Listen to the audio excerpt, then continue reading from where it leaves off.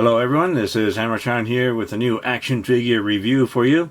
This time I am reviewing the Power Rangers Lightning Collection Mighty Morphin Red Ranger. This came out in 2019 and I did not find it at the store, so I had to buy it through an online store at the time. So here it is. Nice window box where we can see the action figure and the accessories itself. This way we can inspect the action figure to make sure it's good enough for us to buy. So here's the front of the package, and we have a picture of the character on the side here, and that wraps around to the other side. So that looks nice. Here's the top of the package. Here is the bottom of the package with some manufacturing information. The other side with another picture of the character, and then the back, which shows a picture of the action figure in a nice pose. Some more manufacturing information at the bottom there. What's odd is that there's no cross-sell showing us the other action figures from this wave that were released. This is part of the third wave of Power Rangers Lightning Collection. So I will open this up and review the action figure itself in just a moment.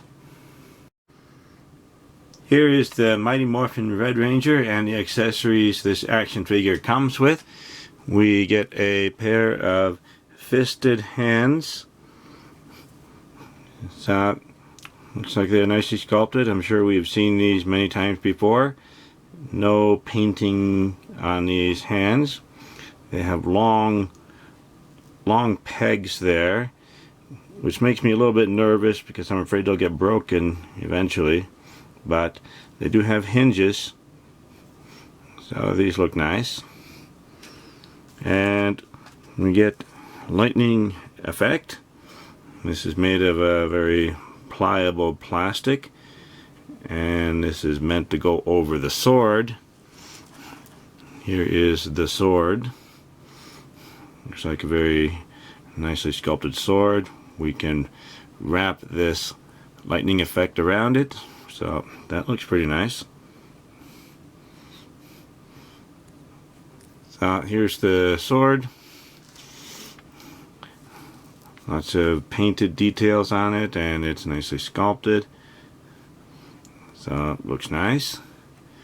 And then we get a blaster. As far as I can tell, it looks pretty accurate to the show. So lots of painted details on it. So it looks nice. And then we get a human head. I think this is the original Red Ranger. I think the character's name was Jason Lee Scott. So I'm not sure if it's entirely accurate to the way the character looked in the TV show. But looks like a pretty nicely sculpted head anyway. And here is the Red Ranger. Let's see how tall this action figure is. Looks like it's almost 6¼ inches tall, or about 16 centimeters tall. Oops. Normally it stands pretty well. So looks like just a regular Red Ranger, although I've heard that maybe the painting is not quite accurate around the visor. Even so, I still think it looks nice. The rest of this is kind of a plain body that I think we've seen before, a standard body that they use many times. So nicely sculpted, where it looks like it's meant to be cloth over skin, so a few wrinkles here and there, so it's not entirely skin tight. And same thing with the wrist bracers and the boots, so nice painting there. Looks pretty good. Peg holes in the heels of the feet there. And pretty much the same on the back. So as far as I can tell, it looks like the lines are pretty straight. So no problems there. Nice little belt here. This belt is an extra piece that is glued into place, and it has a holster which kind of moves out of the way when we articulate the action figure. So let's take a look at the articulation. So we can look up that much and look down that much. Turn side to side, and just a tiny bit of pivoting. And we have butterfly joints. So it goes in, goes back, this one goes back and in. And then the shoulder joints, they go up that much. So this side's a little bit higher. And we can go around. We can actually go all the way around, really. So that's working. We have bicep cuts. So that works. And we have double jointed elbows. Those are working. Pretty nice. We do have wrists that turn. And hinges. So those work. Now, the hands, the gripping hands, look like they're pretty tightly closed, but we can actually get the weapons in the hand if we wedge the plastic in there. It'll work. It just takes a little bit of work to wedge it into place, and then it'll slide in.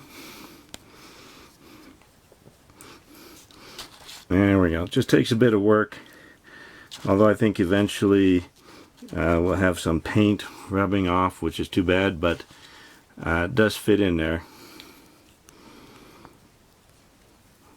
So I'm a little bit worried about the hands being so tight.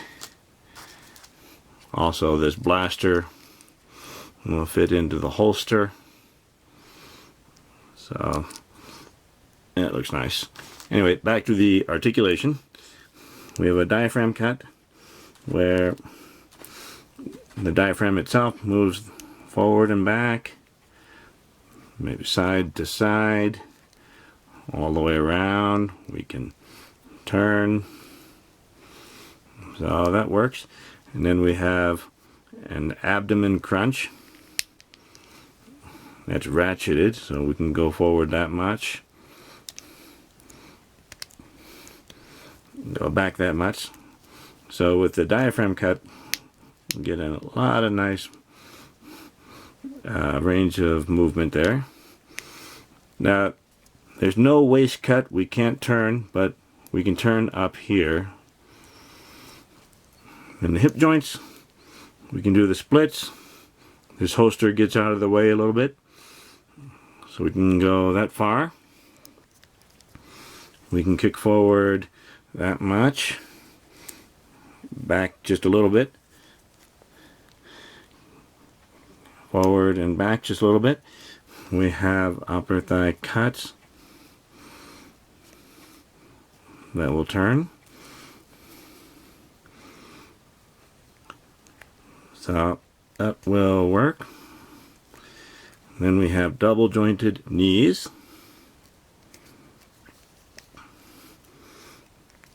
So those are working.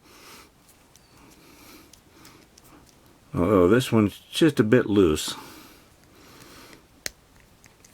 But that's working. And then we have boot cuts. So those are working. And the ankle joints, we can go down. That one's a bit stiff. I did have it working before. There we go. That's a bit stiff. So they go down that far. They go up. There we go.